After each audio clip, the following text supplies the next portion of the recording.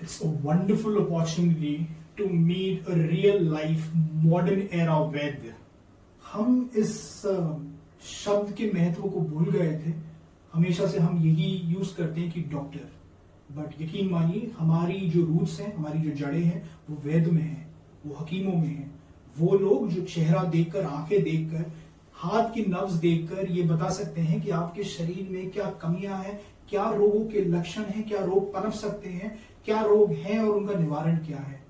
और मैंने जब डॉक्टर ईशा से बात करी, जो आयुर्वेद में और नाड़ी विशेषज्ञ हैं और जो इस चीज को काफी सालों से प्रैक्टिस कर रही हैं, इन्होंने मुझे ये बताया कि अधिकांश बीमारियां हमारी निग्लिजेंस की वजह से होती है। हम कई चीजों को महत्व नहीं देते हैं, हमें लक्षण दिखने लग जाते हैं, हम लोग महत्व नहीं देते हैं।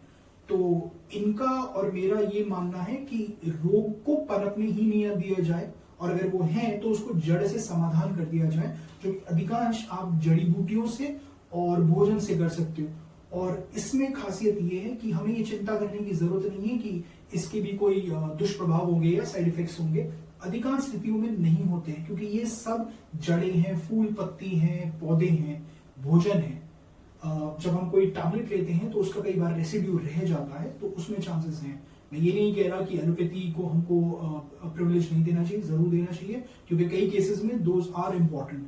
But in most of the cases मैं ये नोटिस करता हूँ कि लोग अगर बेसिक्स पर ध्यान दें तो उनकी काफी समस्या उत्पन्न ही नहीं होती है, और अगर होती हैं तो वो ठीक हो जाती हैं। तो ईशा मैम, मुझे ये बताइए कि आपने इस मेडिकल फील्ड को चुना, जबकि इंडिया में लोग फॉरेन कंट्रीज में जाते हैं, यूके जाते हैं या ऑस्ट्रेलिया जाते हैं, या रिसेंट केसेस में यूक्रेन से भी स्टूडेंट्स आए थे मेडिसिन पढ़ने, and you decided to study something at the ground level, जो हमारी धरती से जुड़ा हुआ है, और आपने कई साल इसमें डेडिकेट करे पढ़ाई करने में, and then you also helping your patients, and you are getting wonderful marvellous results in serious diseases and also in basic issues with both children and their parents। आप ज्यादातर उन्हीं पर फोकस करते हैं जो कि 28 साल से 35 साल की फीमेल्स हैं, जिनके यंग बच्चे भी हैं, और वो देखते हैं कि उनमें कई सिम्टम्स आ रहे हैं। तो अगेन कमिंग बैक, मेरे को ये बताइए कि सब की शुरुआत कैसे हुई, आपका इंटरेस्ट क्या है, मोटिवेशन क्या है, and what keeps you up every day कि हाँ, मुझे ज्यादा से ज्यादा लोगों की हेल्प करनी है। So as we come to Ayurveda, this is very ancient science, और आप जितना इसको जानने की कोशिश करेंगे, आप उतना इसके रूट में और इसके सटल लेवल पे जाएंगे। तो जब आयुर्वेद है वो रूट से हील करता है, सो डजंट मीन कि साइड इफेक्ट्स नहीं करता है, इसके अपने भी साइड इफेक्ट्स हैं। अगर आप इसको ओवर यूज करेंगे या रॉन्गली या गलत डोसेज पे लेंगे तो ये जरूर दिखाता है, क्योंकि हमारे यहाँ रसायन चिकित्सा भी होते हैं। तो रसायन चिकित्सा जो रहती है उसमें मेटेलिक हमारी जो चीजें रहती हैं हम वो यूज करते हैं। सपोज सल्फर है, मर्क्यूरी है, तो एज अ औषधि हम उसे यूज करते हैं। तो उसका भी अपना एक डोसेज होता है, मात्रा होती है। तो अगर प्रॉपर वे में अच्छे से डायग्नोसिस किया गया है और उसकी अच्छी मात्रा ली गई है तो वो बहुत अच्छा रिजल्ट देती है। So this is where Ayurveda is laying behind. People are working very nicely. बहुत सारे अच्छे ऐसे वैद्य हैं जो इतना अच्छा वर्कआउट कर रहे हैं। We should be very grateful for them कि वो इंडिया में अभी इसको, not even India, even outside the India, they are promoting it very well. So we have very beautiful science in our India as well outside too. So we should know. लोगों को ये बात grass करने में तकलीफ होती है कि कोई इंसान किसी के चेहरे के भाव देखकर या रिस्ट पर नाड़ी पकड़कर कैसे पता चल सकता है कि आपको रोग क्या है, क्योंकि पिछले 40-50 सालों में या उससे ज्यादा में हमें नोटिस कर रहे हैं कि जैसे हम किसी डॉक्टर के पास जाते हैं तो फर्स्ट चीज हमें बताई जाती है, go get a blood test, maybe urine test, maybe hair sample test, skin test and everything. तो उसके बिना ये माना जाता है कि ये पॉसिबल नहीं है कि हम आपके शरीर के बारे में जान सके। तो मैं ये जानना चाहता हूँ कि क्या डिफरेंस होता है इन दोनों में, कौन सा बेहतर है, कौन सा नहीं है, या किस कंडीशन में हमें ब्लड टेस्ट और यूरिन टेस्ट को महत्व देना चाहिए और किस कंडीशन में हमें सिर्फ नाड़ी के टेस्टिंग पर भरोसा करना चाहिए। yes, इसके बारे में आप प्लीज मेरे को डिटेल में बताइए। यस, वी शुड एक्चुअली, जहाँ पे डाउट होता है, हमें रिक्वायरमेंट होती है, वहाँ पे there we should must go on this. Blood test है, इन्वेस्टिगेशन से उनका एक अपना रोल होता है। जैसे कि हम नाड़ी वैद्य हैं, हम दोषास की बेसिस पर देखते हैं। इनफैक्ट हमें भी कहीं ना कहीं कुछ डेफिशिएंसीज लगती है। सपोज हम जब देखते हैं, हमें पता हो जाता है कि आपका लिवर इश्यू है, आपका इस धातु पे वर्कआउट आपको ज्यादा करना है, इसकी डेफिशिएंसी है। जैसे इस सीजन में विटामिन B12 और D3 की डेफिशिएंसीज होती है। सो जनरली जो फिजिशियंस होते हैं वो सिम्टम्स से पता लगा सकते हैं as we go with allopathy. और जो हम हैं वो नाड़ी देख के और एक इंट्यूटिव लेवल पे देख करके, उनके सिम्टम्स को देख के, हाउ देयर बॉडी रिएक्टिंग, उसके बेसिस पे देख के हम पेशेंट्स को सजेस्ट करते हैं। इन केस आपको लगता है कि क्या लेवल है उसका, क्या डेफिशिएंसी का कितना लेवल है, क्या हीमोग्लोबिन का लेवल है, वो जानने के लिए for surety you should go for investigation. So that plays that role, मतलब वहां पे वो बहुत महत्वपूर्ण रह जाता है। But in most of the cases जब कोई पर्सन आपके पास आके बोलता है they have a complication with the hair, कि हेयर फॉल हो रहे हैं या हेयर का कलरिंग बेकार हो रहा है, खराब हो रहा है, या फिर डैंड्रफ है, या फिर ओबेसिटी है, या फिर ब्लोटिंग रहती है, या फिर वीकनेस रहती है, नींद नहीं आती है, so these things I guess ये कहीं ना कहीं आपकी डाइट से जुड़ा हुआ है और कहीं ना कहीं ये आपकी दिनचर्या से जुड़ा हुआ है। तो दिस इज समथिंग दैट कि आप शक्ल देखकर या नाड़ी पे हाथ लगाकर उनकी पल्स काउंट करके या जो भी आपका तरीका है उससे आप बता सकते हैं, और इसके लिए रियली आपको कोई हेवी डोज मेडिकेशन की जरूरत नहीं होती है। तो ये आप पता कर सकते हैं। एंड अभी आपने वर्ड यूज करा कि दोषा से आप पता करते हैं। बहुत सारे लोग हैं जो दोषा को नहीं समझ सकते हैं, तो आप इसके प्लीज बेसिक्स बता पाएंगे ताकि हम सब लोग समझ पाए what do you mean by doshas. So we have in our body 3 doshas, Vata, Pitta and Kapha. Okay. So Prakriti and Vikruti, there are 2 terms. Okay. So Prakriti जो होती है वो birth till death सेम रहती है, constant रहती है, वो सबकी वेरी करती है, डिफरेंट पर्सनालिटी होती है। ओके, और प्रकृति को अगर हम लोग इंग्लिश में बोलें तो क्या शब्द? कॉन्स्टिट्यूशन। यस। सो दूसरा होता है विकृति, मीन्स विकृति which is abnormal in your body. तो शुरुआत वहीं से होती है। आपकी बॉडी में तीनों दोषास होते हैं, अपने अपने लेवल पे होते हैं। Okay. किसी का पित्त डोमिनेंट होता है, किसी का वात डोमिनेंट होता है। So if you go very concisely अगर मैं कहूँ तो vata personality they are very active, they have very yes minded, they can jump in any activity with yes minded confidently। वही अच्छा। पित्त पर्सनैलिटी जो होते हैं, जैसे कि आप हैं, so you like to do with different personality to go up। Okay. And as in Pitta, if you go physically, you will be having very digestive fire, that is Jatharagni। And if you go to Kapha, it also deals very beautiful factor in our body, that is spirituality। गंभीरता लाता है, एक धैर्यता लाता है, और sleep जो आपका है वो dissolve। So this plays this is very gross again। तो ये रोल प्ले करता है हमारे दोषास का अपनी बॉडी में, और ये सबको जानना बहुत जरूरी होना चाहिए, क्योंकि एक लेवल पे हमें पता होना चाहिए कि हमारी बॉडी की प्रकृति क्या है और क्या विकृति अबनॉर्मल्सी क्या है। अगर आप वही जान लेंगे तो if you have idea about it, you can only treat your body well, but it doesn't mean misguide नहीं होना है। अपने वैद्य या अपने जो भी डॉक्टर है उनसे जानकारी लेके, एडवाइस लेकर के ही आप कंटिन्यू करिए अपनी लाइफस्टाइल, क्या आपके लिए बेटर है क्या नहीं। हम लोग वातिक डाइट को, पित्ता डाइट को और कफा डाइट को भी गाइड करते हैं कि आपके लिए ये बेटर है, आपके लिए this is not good, this is very good for you. So आपके कहने का मतलब है किसी भी बच्चे का जब जन्म होता है तो वो किसी न किसी दोष के साथ ही जन्म लेता है। ये सबके लिए समान है, चाहे वो जयपुर में पैदा हो रहा है, चाहे वो लंदन में पैदा हो रहा है, कोई भी रेस एंड रिलीजन का हो।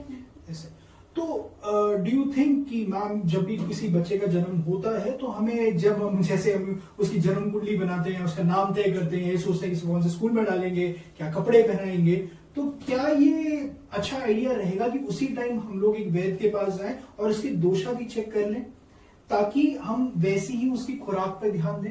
क्या ऐसा पॉसिबल है? ये पॉसिबल है और होना चाहिए, this should be practice.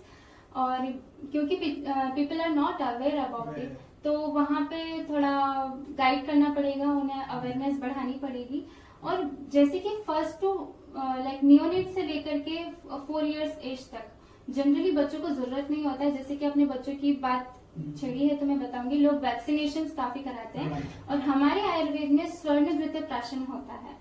So that is a natural vaccination जिसमें हम बच्चों को देते हैं। हर एक आयु का अलग अलग डोसेज होता है। जैसे नियोनेट्स जो हैं और फर्स्ट टू 3 इयर्स ओल्ड के जो है, और फिर उसके बाद जैसे मंथली अलग होता है ये dosage। जड़ी बूटियों का मिश्रण होता है? हाँ, ये स्वर्ण घृत प्राशन है। स्वर्ण मीन्स गोल्ड, घृता मीन्स घी।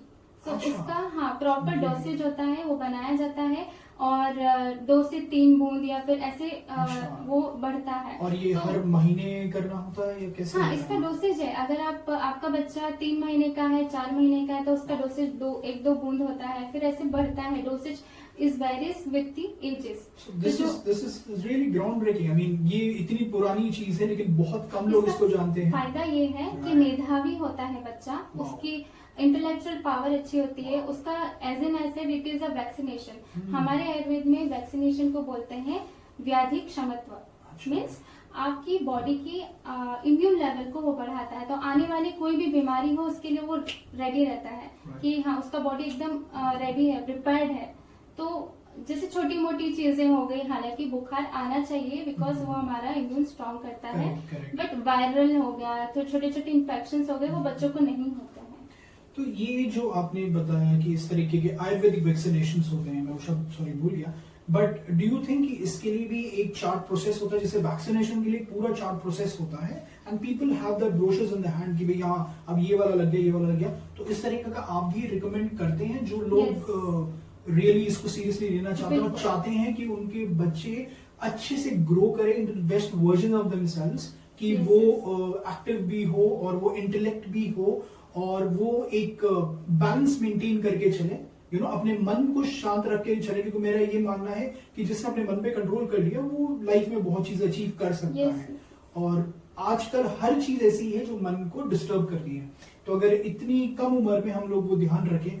और एक चीज मेरे को और पूछनी थी कि ये जो आपने डोसेज बताई है, is it related to the doshas की हर दोषा के लिए अलग मेडिकेशन होता है, अलग ये डोसेज होती है, या ये सबके लिए समान होती है 4 साल तक की उम्र में? नहीं, हमारे आचार्य ने फिक्स कर रखा है, वही हम फॉलो भी करते हैं, सारे वैद्यास फॉलो करते हैं।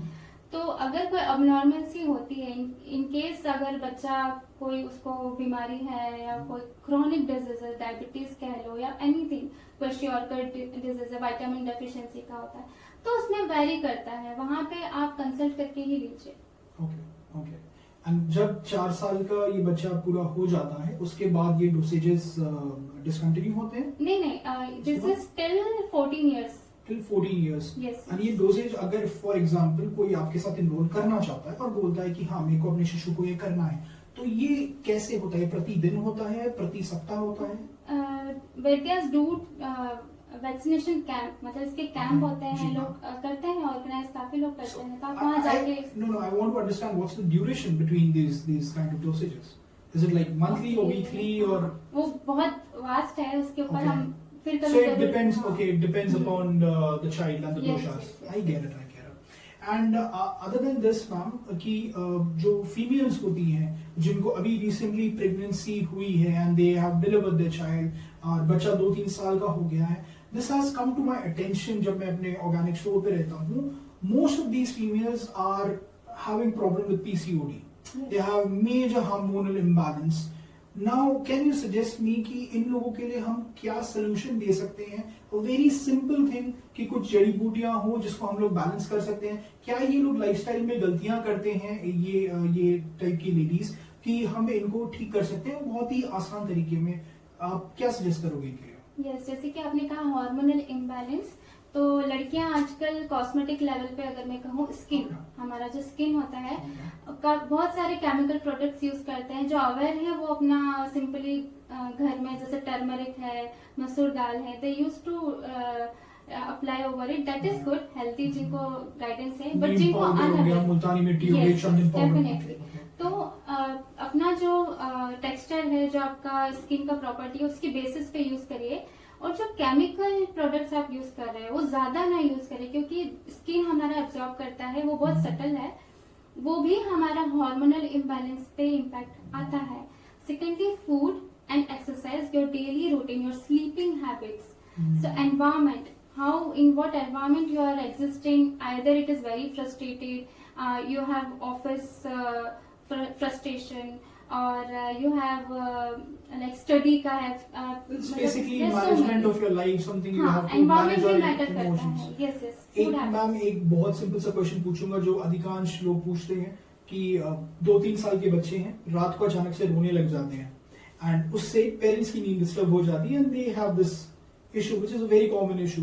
So what do you suggest जो बच्चे रात में अचानक रोने लग जाते हैं या आसानी से सोते नहीं है, 3 साल 4 साल के बच्चे, इनके लिए आप क्या रिकमेंड करते हो? What does Ayurveda help for them? हाँ, आयुर्वेद में वो जो पीरियड होता है बच्चों का, न्यूनेट्स का, वो जैसे जैसे बड़े होते हैं तो बाल हम बोलते हैं जिसे, तो वो कफ कहलाता है, वो कफ काल कहलाता है बच्चों का. उन्हें अलग तरीके से एक्चुअली एजुकेट करना पड़ेगा पेरेंट्स को. अगर वो रोते हैं तो वो किसी डिस्कम्फर्ट का साइन है. हर एक एक क्राई का अलग अलग साइन होता है. अगर वो रो रहा है तो उसका अपना एक डिस्कम्फर्ट है जो कि वो he is showing with the cryness. Okay, particular baby.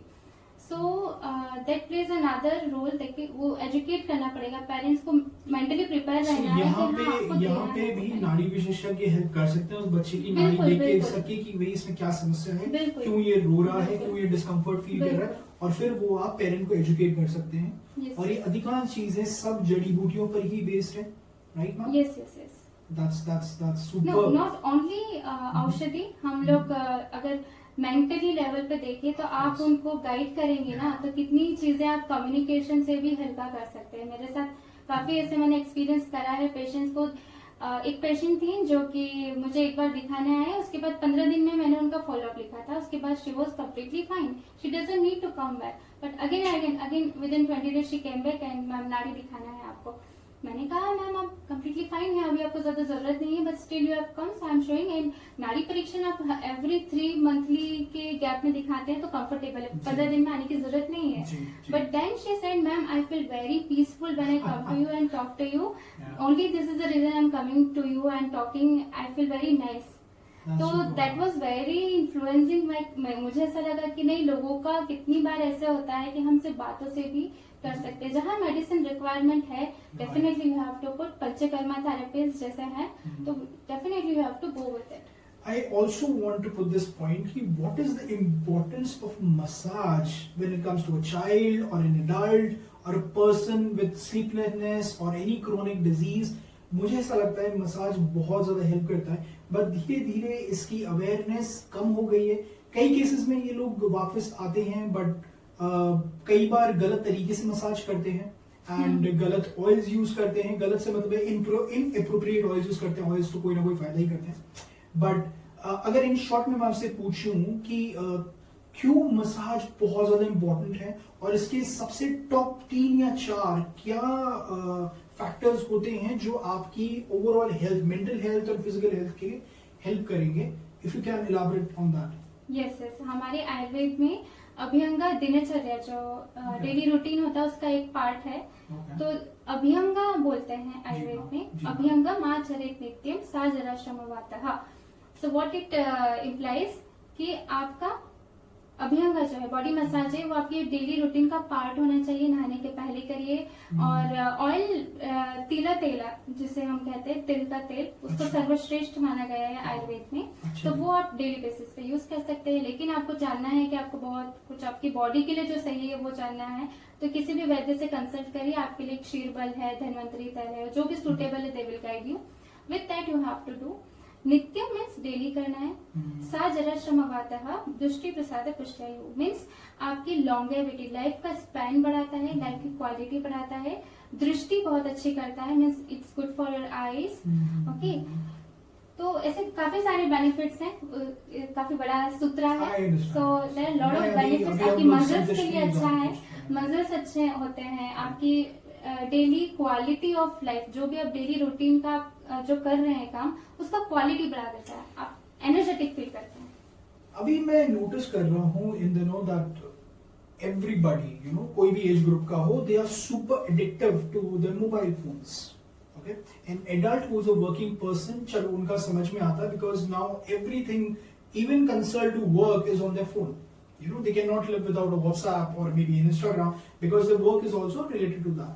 But जब हम बच्चों की बात करते हैं, 12 साल तक के बच्चे, I have seen people who are chronically addicted to a cell phone. They cannot just leave the phone even for a minute, right? तो मुझे लगता है कहीं ना कहीं उनकी नरिशमेंट में उनका भोजन भी एक रोल प्ले करता है कि वो कंपल्सिव हो जाते हैं, उनके मन में शांति नहीं होती, हमेशा एग्रेसिव या हाइपर एक्टिव रहते हैं। ऐसा अधिकांश उन लोगों के साथ देखा गया है जो बहुत ज्यादा जंक फूड खाते हैं, क्योंकि उसके अंदर जो इंग्रेडिएंट्स होते हैं वो आपको हाइपर एक्टिव करते हैं। तो मुझे ये बताइए कि किस तरह का भोजन हम बच्चों को खिला सकते हैं, आदत डला सकते हैं जिससे वो हाइपर एक्टिव ना हो, क्रेविंग्स को कंट्रोल में रखा जा सके। बंद तो नहीं करना चाहिए, मैं ये भी नहीं कहता कि लाइफ को एंजॉय मत करो, बिल्कुल आप करो, लेकिन ये बहुत इंपॉर्टेंट इयर्स होते हैं क्योंकि इस टाइम मेंटल ग्रोथ होती है। इट्स वेरी इंपॉर्टेंट कि किसी की ग्रोथ हो वो ऑर्गेनिक तरीके से हो, नेचुरल तरीके से हो, ना कि सेलफोन्स की हार्मफुल वेव से हो। तो इसके लिए आप क्या सजेस्ट कर सकते हो ma'am?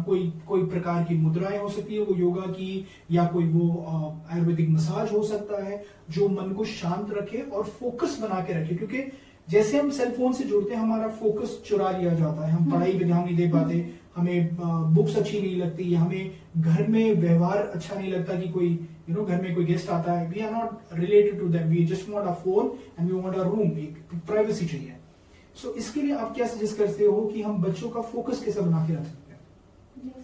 So coming to binge watching कहेंगे। बिल्कुल, बिंज वॉचिंग, बिंज ये ईटिंग। कहाँ से स्टार्ट होता है? जब हम, अगर आप देखोगे ना, तो 6 महीने का भी बच्चा, 6-7 महीने का बच्चा है, वो रो रहा है, तो मदर्स क्या करती है, वो बहुत ऑक्यूपाइड है कहीं ना कहीं, तो वो फोन लगा देंगी और वो वॉच करेंगे, बच्चा खुश हो जाएगा, छोटा भीम देख रहा है, एनीथिंग लाइक कैरेक्टरिस्टिक देखेगा, तो स्टार्टिंग वहां से हो गई है। तो पहले के जमाने में तो टॉयज रखे जाते थे, है ना, वो सारी चीजें, हैंगिंग का ब्यूटीफुल समथिंग, सम पिक्टोरियल इमेज ऐसे रखा जाता था।